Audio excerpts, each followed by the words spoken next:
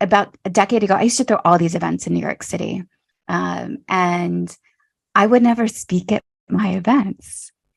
I think I had developed this, I don't even know where it came from because I didn't have it at birth. It was like something that definitely conditioning came over me of where I started to fear public speaking. And so I wasn't speaking at my events, but I would have other people speak on my behalf and they would never say the things that I needed them to say. And I was shopping this with my Kabbalah teacher in a one-on-one session. And he said, wow, your ego is so big. And I'm like, what? My ego big? What do you mean? I'm not the one getting on the stage commanding all the attention. How's my ego so big? He said, well, you're so self-centered that you're concerned about being perfect, that you're going to withhold information or something that could support and help somebody else because you're so in your head and concerned about yourself.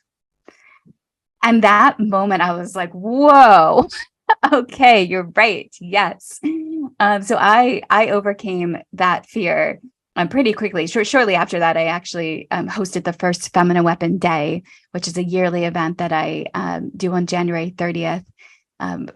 And I created a stage, invited 250 people in New York City and held a concert. And I worked with a friend of mine, Sean Derrick, who's a public speaking consultant. And I got my speech down. And I remember I took my clipboard up on the stage and midway through, I was like, you know what? This isn't as bad as I thought it was going to be. Like all this fear was built up for nothing. And that event specifically, Feminine Weapon Day, has now raised over $75,000 for children of abuse, extreme poverty, and human trafficking. So if I can actually even reflect back on that moment of, wow, that is so true. I would have, if I didn't overcome that fear, I wouldn't have made the impact in the world and been able to share as much with other people. So those ever increasing acts of sharing actually are combined. It's necessary to combine that with the layers of removing the ego.